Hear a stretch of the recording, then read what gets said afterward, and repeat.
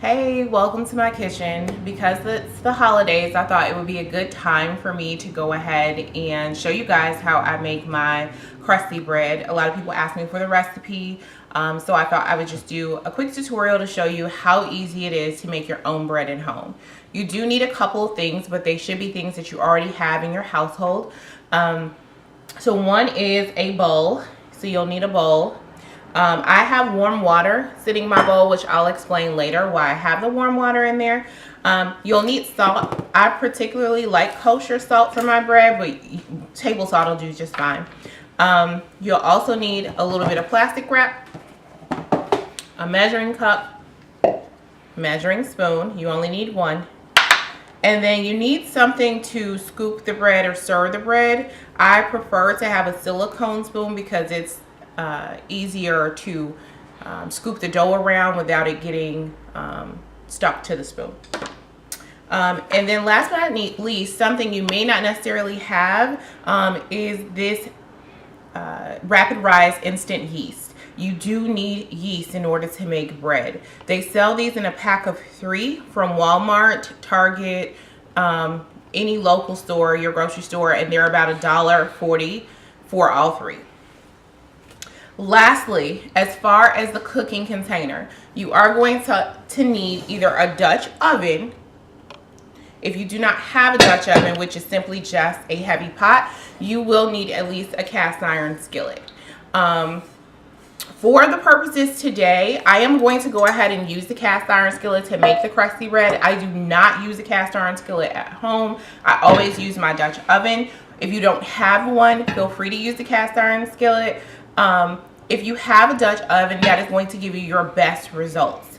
So I do recommend it, and they can be expensive, but I know that stores like Home Goods, TJ Maxx, Marshalls, all of those stores do sell these for about 40 bucks. So to get started, you want to go ahead and pour some very warm water in your bowl. The reason why we pour the warm water in the bowl is just to heat the bowl. You do not want to put your dough in a cold bowl that you pull out of the cabinet. So now that I have my bowl pretty heated, it's been sitting in here for about 5 minutes or so. It's pretty heated. I'm going to go ahead and dump this water out, and then we'll go ahead and start with our dough. You want it to be 115 degrees. You don't want it to be too hot because it will kill the yeast. This is live yeast, so you don't want it to be too hot because it will kill it. So I'm going to fill this up. My measuring cups don't have 13, so I just go right above the 12, and that's fine as well. Now, the bread recipe is super easy. You are going to be using exactly 1 teaspoon of this packet, 1 teaspoon of salt, and then you're going to also, sorry, I forgot the flour. You need 3 cups of flour or 3.5 cups. It really does not matter. You can use 3, you can use 3.5. So we're gonna go ahead and put our warm water into our bowl here, our warmed bowl.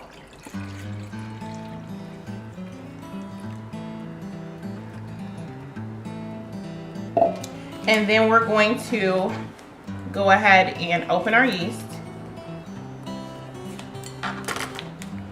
And I normally just measure right over it. You do not have to be 100% exact, so if something falls over, like, don't freak out. It's okay. Put that in there. And then you just go ahead and put your 1 teaspoon of salt.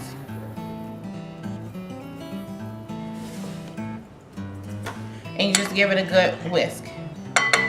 That's it. Now we're gonna go ahead with our 3 cups of flour. Today I'm gonna do 3.5 because I feel like it. Okay. And then we're gonna put the dough in here. And when you put the dough in, you just wanna, when you put the flour in, what you wanna do is just get it incorporated. It's not going to be pretty. The best way to actually do it is to use the back handle. You just want to turn clockwise until it starts to get incorporated. Once it starts to get incorporated, you want to go ahead and turn counterclockwise. and that will pull the rest of the flour off the sides of the bowl.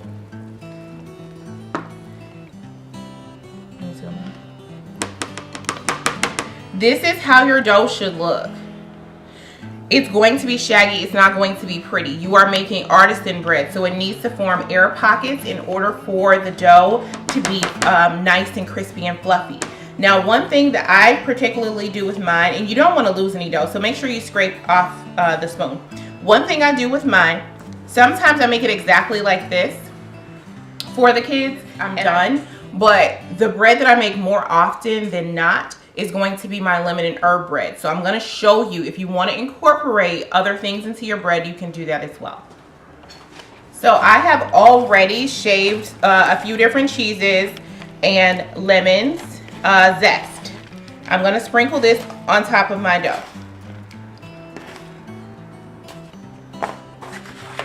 And then I'm going to put a little bit of lemon juice. And I don't really measure anything out. Once you start making bread, you'll see what I mean. You don't have to be as precise. Now I'm going to just incorporate this in. Bread. And now I'm done. So now what I'm going to do is cover this with a little bit of cling.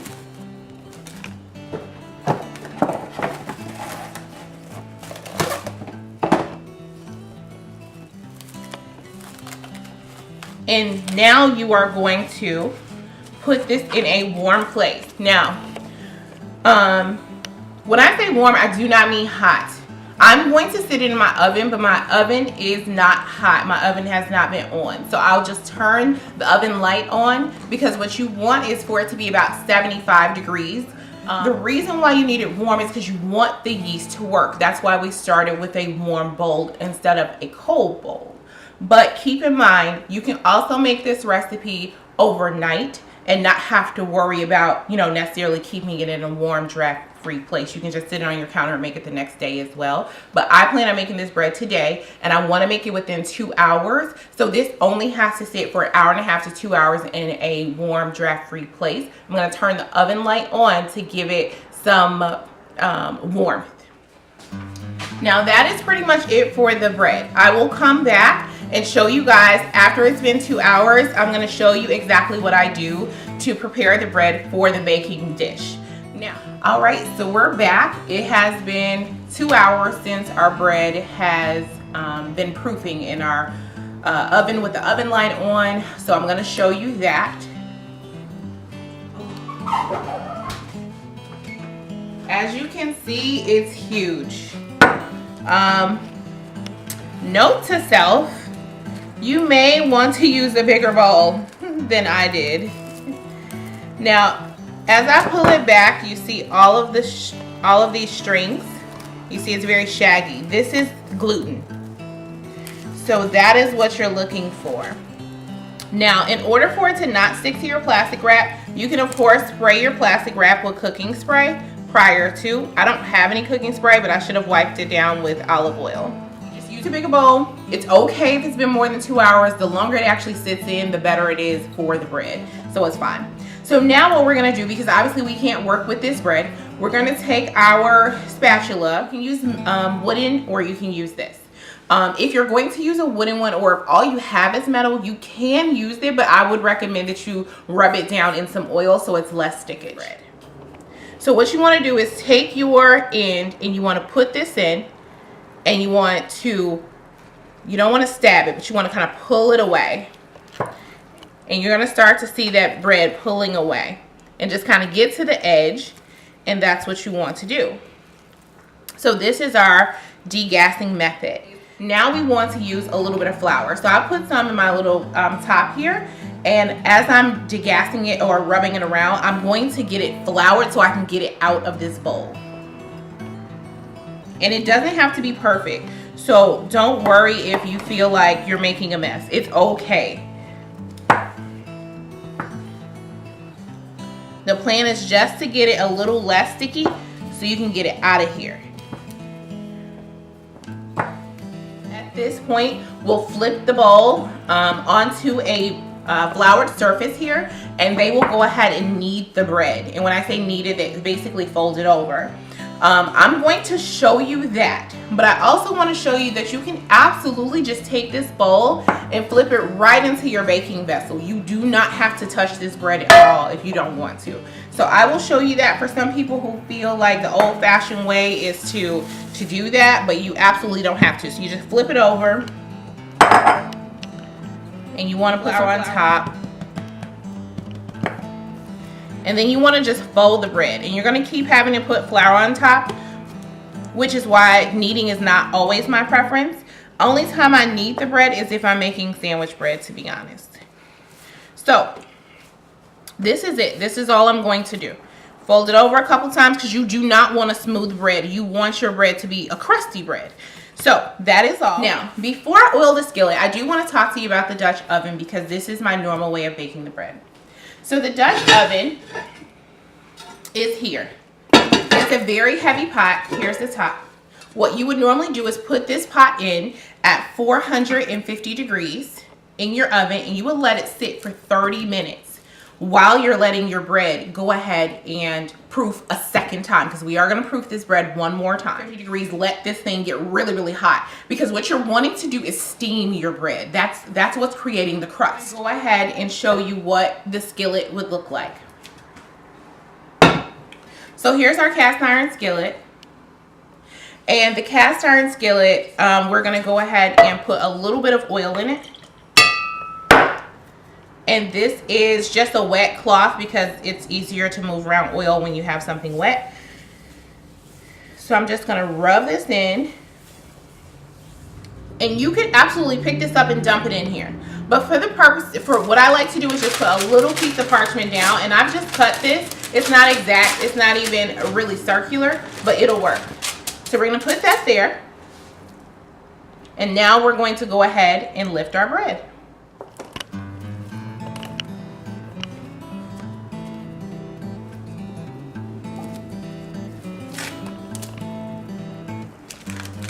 So that is it.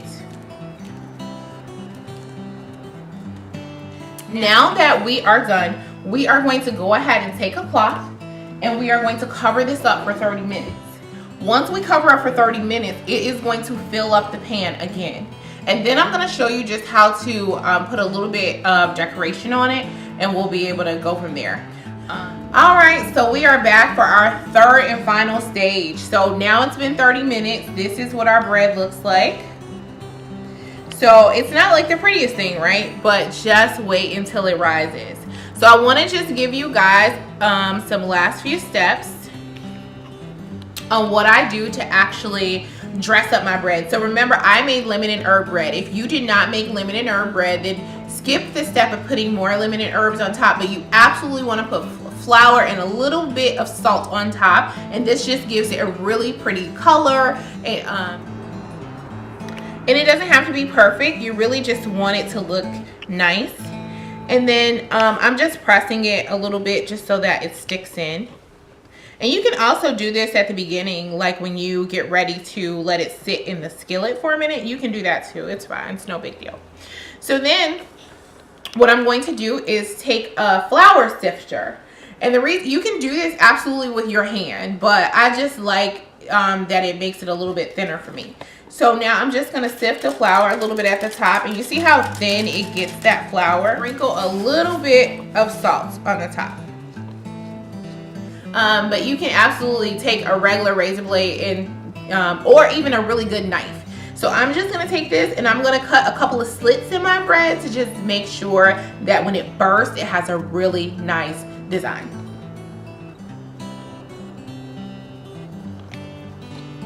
We are going to pop this in the oven on 400 degrees uncovered for 40 minutes. If we are going to use a Dutch oven as our baking vessel, then we are going to put our bread in on 450 degrees for 30 minutes covered, and then 15 minutes uncovered so it gets brown.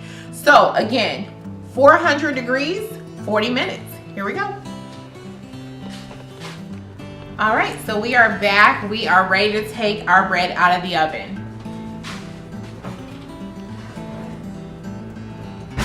Oh, So here is our bread. I'm gonna pop it on out. Oops.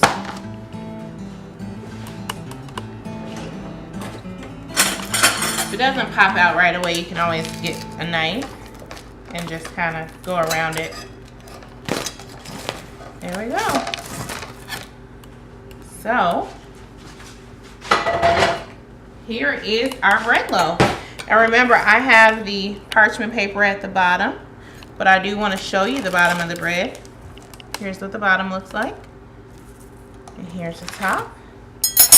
It's very, very hot, so I'll pick it up and show you guys. And this is beautiful. Now you can slice it up and serve it on your table for Thanksgiving. You can also take a little bit of olive oil and kind of brush it if you want. I personally like to kind of just leave it because it has more character that way. And you can cut it now or you can let it cool. I like to let mine cool for at least 10 minutes before I crack it open. But for the purposes of this video, I will go ahead and cut it for you guys so that you can see. And you hear that crunch. This is some good crusty bread.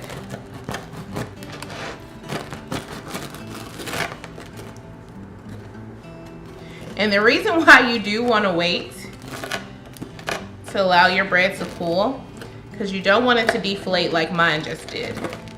But it's fine. I make this bread all the time.